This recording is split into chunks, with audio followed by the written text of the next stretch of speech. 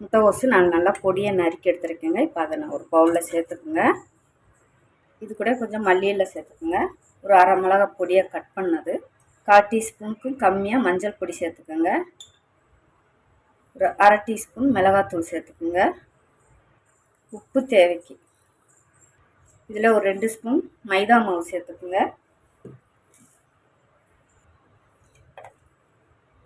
2 spoon cornflour மாவு சேர்த்துக்குங்க. இதில் கொஞ்சமாக ஒரு அரை டீஸ்பூன் அளவுக்கு இஞ்சி பூண்டு பேஸ்ட்டும் சேர்த்துக்குங்க. இல்லை 1 டீஸ்பூன் அளவுக்கு கரம் மசாலா பொடி சேர்த்துக்குங்க. சேர்த்துட்டு இதை நல்லா மிக்ஸ் பண்ணி எடுத்துக்குங்க. ஃபஸ்ட்டு நம்ம அந்த முட்டைக்கோஸு கழுவி எடுத்தோம் பார்த்திங்கன்னா, அந்த ஈரத்தில் கொஞ்சம் ஈரப்பதம் இருக்கும். அந்த இதில் நம்ம கலந்து விட்டுக்கிறலாம்.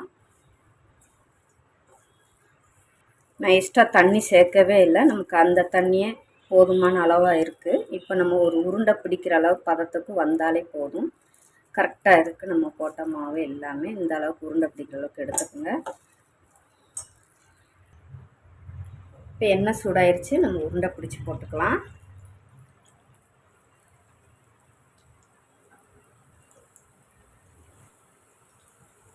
போட்ட உடனே திருப்ப வேண்டாம், வேகட்டும்.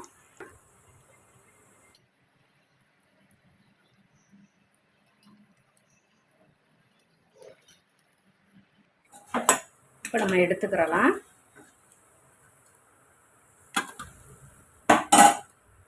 இதே போல் இப்போ இருக்கிறதையும் நம்ம போட்டு எடுத்துக்கலாம்.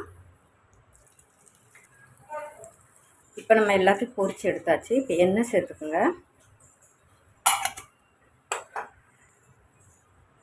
எண்ணெய் சூடாகணும். கொஞ்சம் நறுக்கின பூண்டு, கொஞ்சம் இஞ்சி, சின்னதாக பச்சை மிளகா, வெங்காயம், கேப்சிகம் இதெல்லாம் சேர்த்து நம்ம வதக்கி விட்டுக்கலாம். இதில் கொஞ்சம் உப்பு சேர்த்து வதக்கி. இப்போ வெங்காயம் எல்லாம் நல்லா வதக்கியாச்சு. இதில் கொஞ்சமாக 1 ஸ்பூன் அளவுக்கு தக்காளி சாஸ் சேர்த்துக்குங்க. ஒரு அரை ஸ்பூன் அளவுக்கு சோயா சாஸ் சேர்த்துக்குங்க. சேர்த்துட்டு கலந்து விட்டுக்குங்க.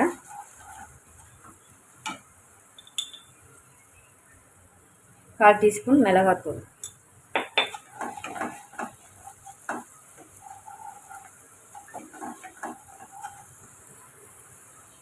இப்போ இதில் 1 ஸ்பூன் அளவுக்கு நான் கார்ன்ஃப்ளவர் மாவு கரைச்சி எடுத்துருக்கேன். இப்போ அதையும் சேர்த்துக்கோங்க.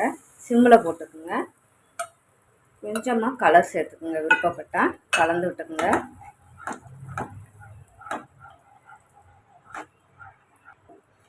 இதில் இப்போ நம்ம பவுலெலாம் சேர்த்துக்கலாம்.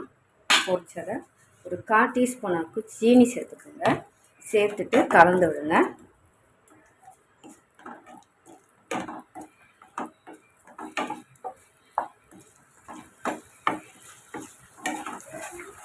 நீங்கள் ட்ரையாக வேணுனாலும் நீங்கள் எடுத்துக்கலாம், கொஞ்சம் ரோஸ்ட்டாக வேணுனாலும் நீங்கள் எடுத்துக்கலாங்க. நம்மளுடைய விருப்பம்தான். ரெடி ஆகிடுச்சு. நீங்கள் ஸ்ப்ரிங் ஆனியன் இருந்தால் தூவி விட்டுக்குங்க, இல்லைன்னா மல்லியில் இருந்தால் தூவி விட்டுக்குங்க. ஸ்டவ் ஆஃப் பண்ணிக்கலாம். நீங்களும் இதே போல் முட்டைக்கோஸ் வச்சுட்டு மஞ்சூரியன் பண்ணி பாருங்கள். ரொம்பவே டேஸ்ட்டாக அருமையாக இருக்குங்க. வீடியோ பிடிச்சிருந்தா டேஸ்டி குக்கை சப்ஸ்கிரைப் பண்ணுங்கள், லைக் பண்ணுங்கள். தேங்க்யூ.